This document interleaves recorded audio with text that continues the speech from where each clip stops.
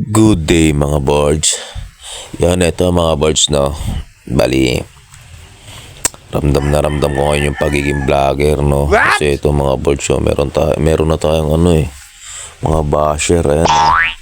Dahil nga sa gumamit tayo ng baby roller mga boards dito sa malapad na Kisame. So sabi nga pala rito ni George Eddie Aranilla, kupal, umuwi ka na at baka ikaw ay kulang pa sa kain. Alas dyan, aray ko.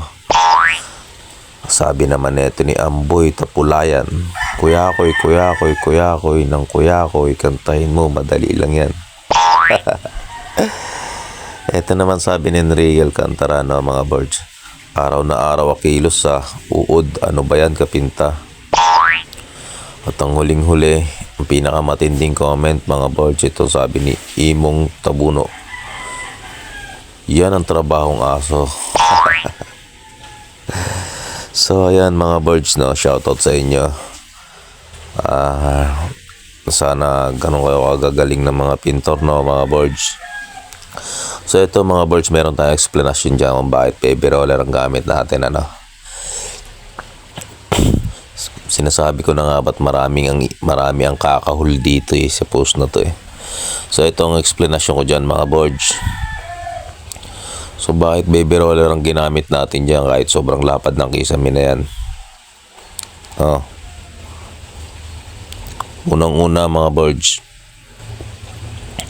mataas ang Kisame, wala tayong tungtungan. So mindset ko na agad na gumamit ng baby roller kasi nga ang iniiwasan natin dyan is yung mga angge, patak sa sahig, no. Although meron naman tayong sapin na blusak dyan, pero kasi iba pa rin yung nagpapagulong ka na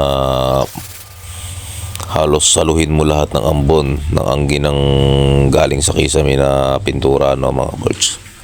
Yan ang unang dahilan. Pangalawa naman is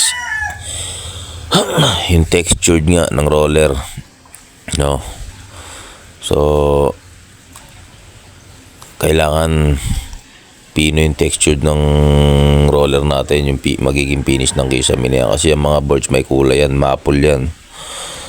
So pangit yan kapag nakita natin ang textured na roller na yung finish ng textured ng roller, no. Babakat kasi dyan. Tsaka ito pa mga birds, ang pinakadahilan ko talaga kung bakit baby roller ang gamit ko is wala naman sa laki, sa liit ng roller yan kung paano ka makikita ang nagtatrabaho na maayos, no. Paano ko sasabihan ng kuyakoy kasi meron nga dyan mga birds malaki ang roller, isang buong Kisame hindi niya matapos ng isang araw. Ito mga birds, sabihin ko sa inyo, no, inumpisa ko yung roller na yan ng alas 8, natapos ko yan 9:30, 2 patong sama na cutting mga birds. Kaya hindi pwedeng sabihin mo na kuyakoy yan, hindi mo pwedeng sabihin na trabahong aso kasi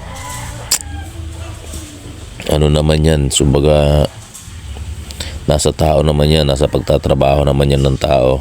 Kaya ako mga birds, proud ako sa sarili ko kahit baby roller lang gamitin ko.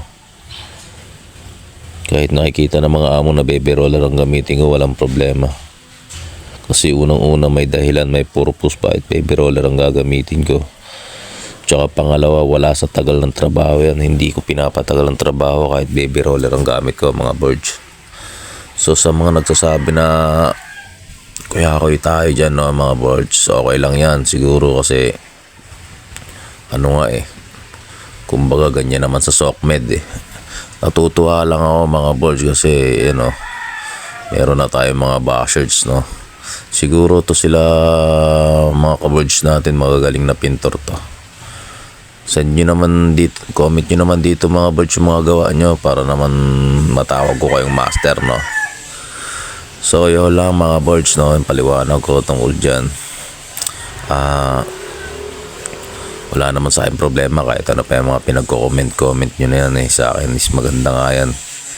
Kahit pa paano nakakaramdam ako ng mga bashers, ibig sabihin nagtatagumpay na ang pagiging vlogger ko. So yun lang mga bird, no, hanggang dito na lang yung video natin. Salamat sa inyo, sa lahat ng nag-comment, sa lahat na nagpuso pati sa mga nag-brush. So yun lang.